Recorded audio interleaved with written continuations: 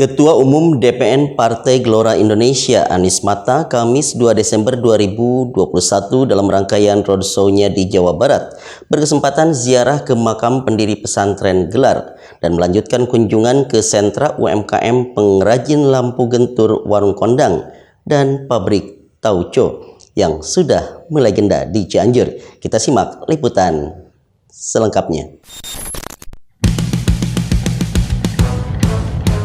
Pesantren Gelar Kecamatan Cibeber adalah lokasi pertama kunjungan Ketua Umum DPN Partai Gelora Anies Mata yang didampingi pengurus DPW Jawa Barat dan DPD Kabupaten Cianjur.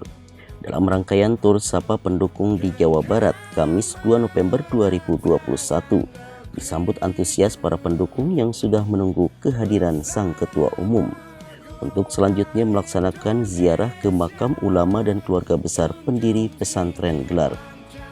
Hal ini dilakukan rombongan kader Partai Gelora sebagai bentuk penghormatan dan penghargaan untuk para ulama yang telah wafat dan berperan penting dalam membela agama dan berperan besar dalam turut serta mempertahankan kemerdekaan Republik Indonesia. Bangsa Indonesia, itulah Partai Gelora. Gelora ini hadir khususnya Kabupaten Cianjur. Di Kabupaten Cianjur ada visi dan misi untuk membesarkan UMKM supaya IPM masyarakat Kabupaten Cianjur ini insya Allah relatif meningkat. Dan untuk ke pesantren, karena Cianjur terkenal dengan basis kota Tatar santri, yang akhirnya Pak Anies Mata lebih memilih spot keumatan itu di Kabupaten Cianjur. Ini challenge yang luar biasa. Ini mungkin bagian daripada tantangan awal buat kami di DPD Kabupaten Cianjur. Mudah-mudahan untuk persiapan menjelang kunjungan yang lain-lain ke depannya, insya Allah kami akan lebih meningkatkan dan mengoptimalkan kembali terkait masalah agenda Pak Ketum maupun Pak Waketum ke Cianjur.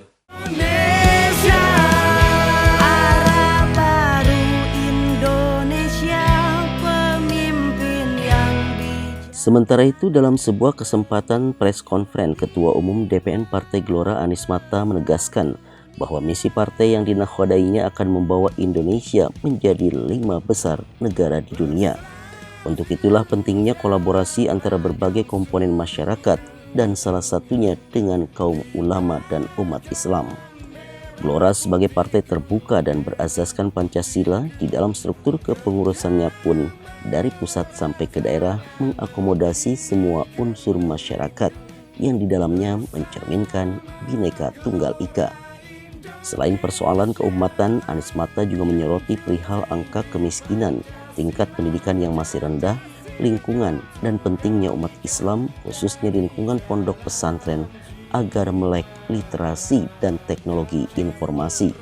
Dan secara simbolis ditandai dengan pembagian buku karya Anies Mata dan penyerahan laptop yang diterima pimpinan pesantren.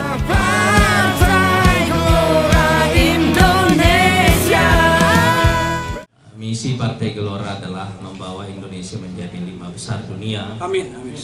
Dan karena itu kita ingin menggerakkan seluruh elemen rakyat Indonesia, termasuk kaum santri, para ulama, dengan semangat kolaborasi. Wa ta'awanu 'alal birri wat taqwa. Dengan semangat kolaborasi ini kita menjadikan insya Allah rakyat Indonesia sebagai kekuatan kebangkitan baru Indonesia, terutama karena sekarang kita sedang menghadapi krisis. Dan kita ingin para ulama, para santri mengambil bagian besar dalam peran membawa Indonesia menjadi kekuatan kelima dunia. Amin. Ya. Kita mau menggunakan agama ini sebagai landasan kita untuk maju, untuk menjadi makmur. Nabi kita itu nabi pedagang, orang kaya. Nabi kita itu ada satu disertasi penelitian tentang berapa jumlah kekayaan Nabi di zaman itu kalau dikonversi dengan sekarang. paling tidak kekayaannya pribadinya, kekayaan pribadi beliau menurut penelitian itu lebih dari 1 triliun. Iya kan? Bukan orang miskin Nabi kita itu. Iya kan? Makanya setelah Rasulullah SAW membangun masjid di mana, di Madinah, habis itu bangun pasar. Iya kan? Pak Haji kan biasa pergi umroh kan? Nah, di sekeliling Masjid Nabawi kan apa tulisannya? Pasar semua. Iya kan? Betul. Nah, kita mau inilah pemahaman agama yang kita mau angkat, sehingga kita perlu ini saya keliling ke pesantren-pesantren, bertemu dengan para kiai, para ulama seperti ini, supaya apa? Supaya dengan pemahaman agama yang benar ini kita bangun satu, kita libatkan para santri, para ulama ini menjadi pelaku utama kebangkitan Indonesia menuju 5 besar dunia. Amin. Insyaallah. Jadi saya mau kasih gambaran Pak, di Partai Gelora sekarang ini setiap hari ada 1.000, 2.000, 3.000 orang yang masuk sebagai anggota baru tiap hari.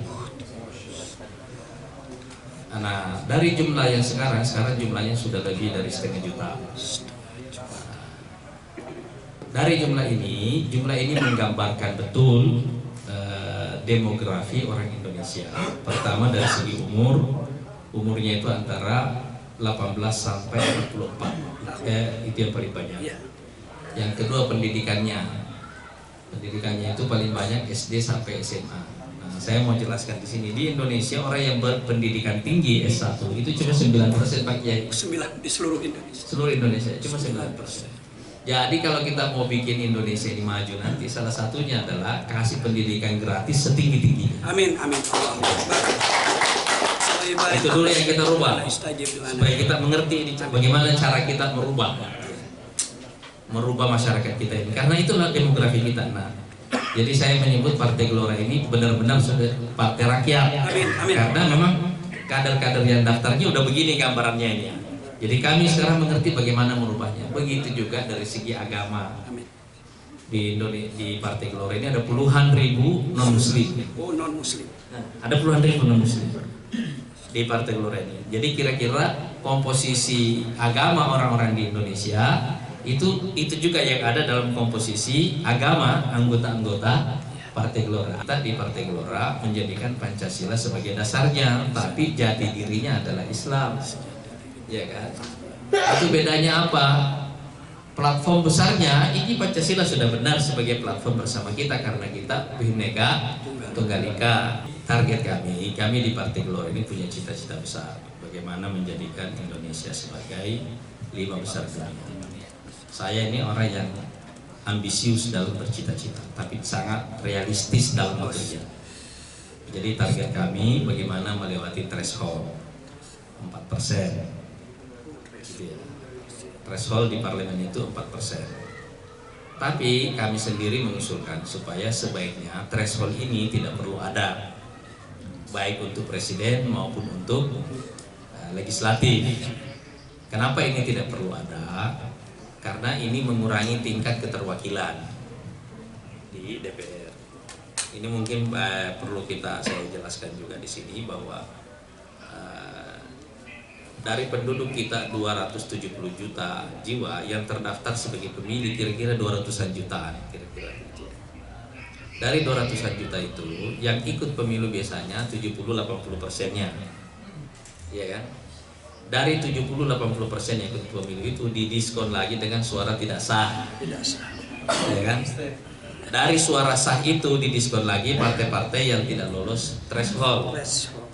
Jadi 575 orang yang duduk di DPR itu sebenarnya tidak sampai 50% keterwakilannya. Itu kalau kita lihat ya. Nah, karena itu kita mengusulkan supaya ini dihapus. Termasuk diantaranya juga ide menghapus fraksi, tidak perlu ada fraksi nanti di parlemen, nggak perlu ada nanti. Jadi orang mewakili rakyat benar, dia mewakili konstituennya. Kita mewakili suara rakyat.